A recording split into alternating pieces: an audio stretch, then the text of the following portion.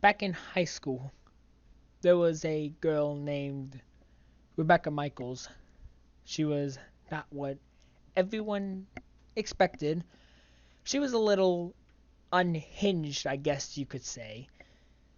This is the story I was told my freshman year. Rebecca Michaels had a thing for dating younger men. Basically, for example, she was a junior and she was dating sophomores and freshmen. You see, she had schizophrenia, but her case is that she believed that she was a freshman every year, when really she was going up the hierarchy in high school. That gave me chills when I was told about that. Someone who is stuck in a world where they believed they were the same age every year. She was also a nutcase. She would flip out over the stupidest things, and everyone just thought it was weird and a bit funny. Then there was Joey White. Joey was also a nutcase. He and Rebecca started dating, and from what I was told, it was a detrimental relationship from the start. For beginners, Joey would do whatever Rebecca wanted for him. Everyone thought it was some sort of sick, twisted BDSM reversible relationship where instead of the female was the dominant and the male was the submissive, but it was way more than that. One time, Rebecca told Joey to shave his eyebrows because they were quote unquote too bushy. Well, I guess she didn't know that when you shave something, it grows thicker and bushier.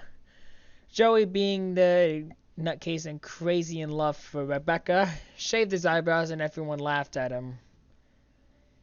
One time, some kid, I was told, saw Joey with Rebecca, and he was walking her and petting her like a dog. I couldn't believe it at first, but he backed it up with actual evidence. He showed me pictures that he took of it. It wasn't pretty. Whenever she didn't get her way, she would act out, which would result in her getting pulled out of class she was in, whatever class it would be. Rebecca never went to therapy. Her parents thought it was unjustly that therapy did nothing for their daughter, or nobody knew if she ever did go to therapy or her parents did make her go to therapy, but they did know that she took prescription medication for it, but sometimes that she would skip the medication. And when she skipped the medication, oh boy, was it very noticeable when she skipped the medication, because she's a lot more, well, I wouldn't say a lot more, but she's a bit more tame than when she's off her meds. If she's off her meds, she's going crazy that day, but if she does, she's mildly better, I guess you could say. There was this group of girls at the school that bullied Rebecca. They would call her names and push her around. They would call her Sick Brain and Twisted and Ed from Ed, Ed, and Eddie. But she would never get angry at them. She would never act out in front of them. I guess they were the only people that she wouldn't get angry about. She wouldn't flip out over. She wouldn't go crazy around. Joey never did anything to help her with her situation, and I don't really know why. Seeing that Joey, being a nutcase he was and crazy in love for Rebecca, shaved his eyebrows, all that he would actually help her. Whenever they said something to Rebecca, she would just stare at them, not angrily or sadly, just a dead, blank stare. This resulted in the girls leaving uncomfortably.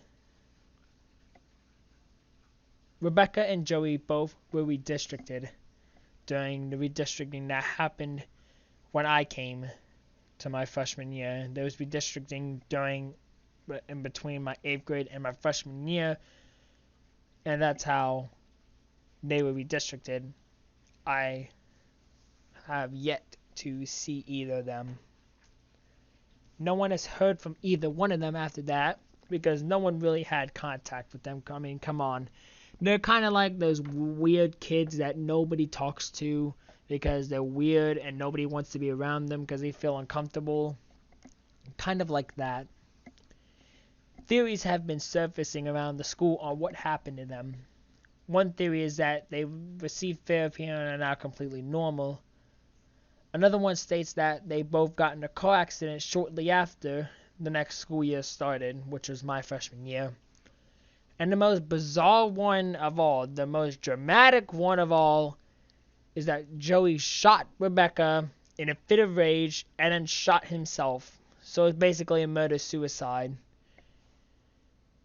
Well, obviously, the last one is, well, the latter of the three is not correct, obviously, because it would have been all over the news. And trust me, it was not on the news. But me personally, I like to believe the first theory. I like to think that they received the treatment that they needed. Because from what I heard, they were not well. They were very sick. They were sick kids. Those kids, I swear, those kids were not alright.